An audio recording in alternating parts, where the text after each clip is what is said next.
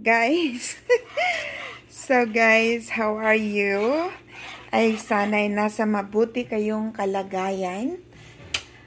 Ay super nag-busy tong lula nyo kaya parang wala talaga na ako na vlog mula bago mag 2 months bago mag Christmas. Nay Christmas nga nang para sa mga apo ko, hindi ko na-vlog.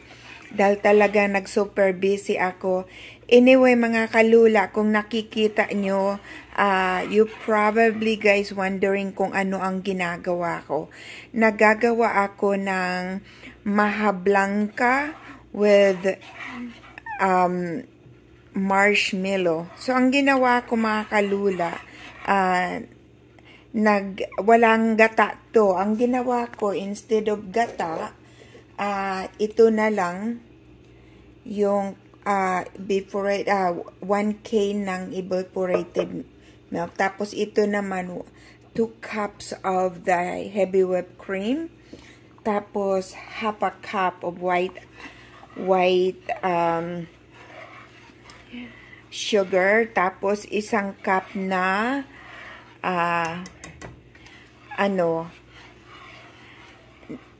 I'm sorry, hindi 1 cup, half a cup of cornstarch.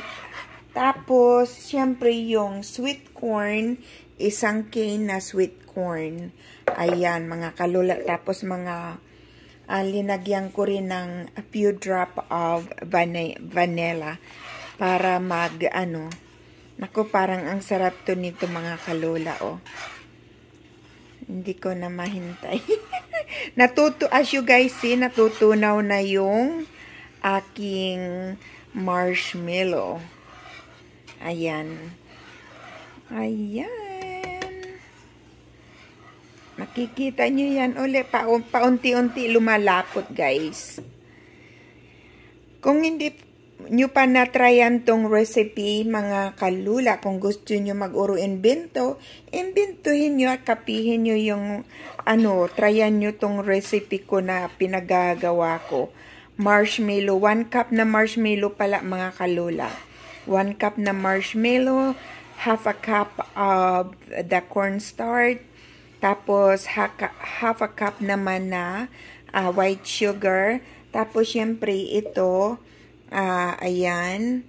And then, I think linagyan ko ng 2 cups na heavy whipped cream. Tapos yung 1 cane na cream style sweet corn. Yan, mga kalula. Talagang malinamnam to. Ayan, oh. Lumalapot na siya at hinahalo ko na. Tingnan ko nga. So, ayan mga kalula, tikman nga natin kung katamtaman lang ang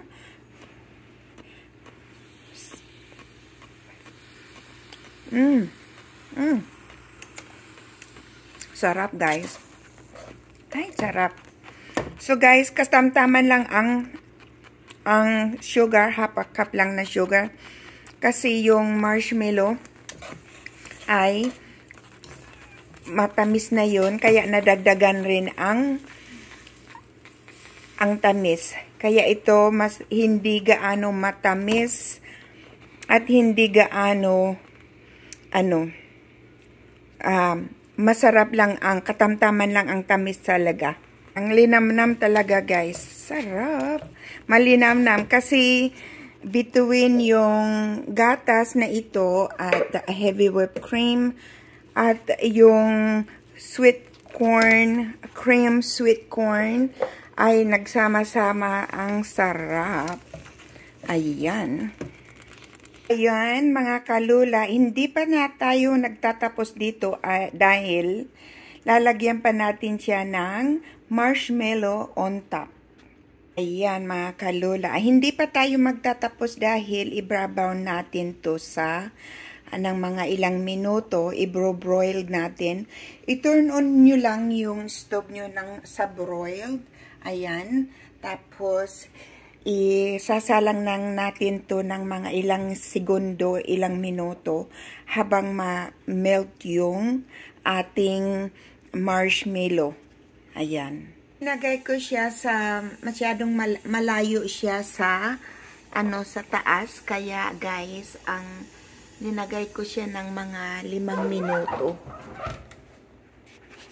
At ako, everyone, yung mahablangka ko na with marshmallow.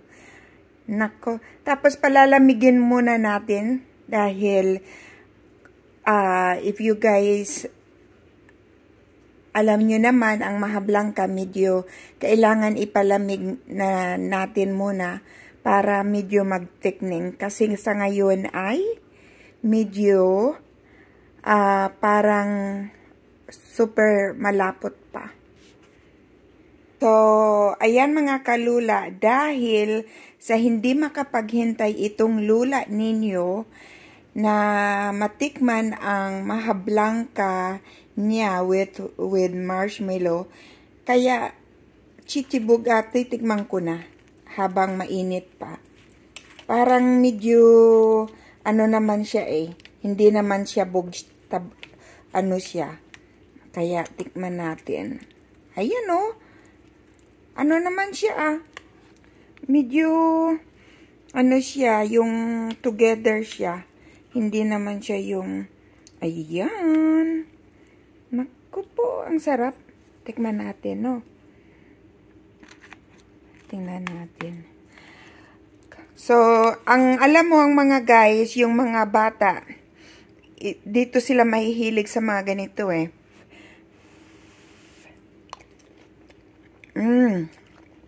Sarap.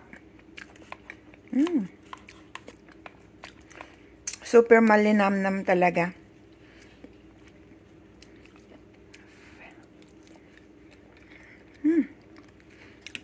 Pero guys, super malinamnam talaga. Pero, tryan nyo tong recipe na ilinagay ko. Mas masarap pa talaga yung yung condensed milk. Tapos, na may condensed milk at saka evaporated milk at saka yung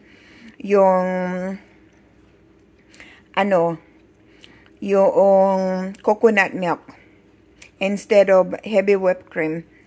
Kasi ito, wala tong condensed milk, evaporated and heavy whipped cream lang to.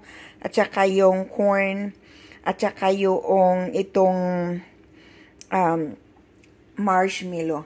Masarap pa rin siya, mas super malinamnam pa rin siya. Pero, mas gusto ko talaga sa mahablangka. Siguro dahil sanay tayo doon sa made from coconut, yung mahablangka talaga, mas gusto ko pa rin. Pero ito rin, sarap din. Inimbento ko lang to guys kasi wala akong coconut yung heavy whipped cream lang at saka yung evaporated milk. Yun lang ang mayroon ako sa gusto ko kumain ng mahablangka. Sabi ko tryan ko nga itong ingredients na to kung gaano kung masarap. So, ayun ang ginawa ko. Kaya, masarap din talaga siya, guys. Masarap talaga siya. Tapos, lalo na yung marshmallow. Linagyan ko rin ng 1 cup na marshmallow doon habang ninuluto ko yung mahablangka. Tapos, pinatungan ko rin ng marshmallow dito at brinown ko yung marshmallow sa oven. Lalong ma-crunchy at masarap. Pero, mas talagang gustong-gusto ko rin mas gusto ko talaga yung coconut din. Pero kayo din, tryan nyo yung coconut at saka itong recipe na ibinigay ko. Tingnan nyo kung which one is masarap. So, ayan guys, leave me down below kung tryan nyo tong recipe ko kung gusto nyo. Please don't forget to like and subscribe and views. Thank you guys. Always take care. Bye.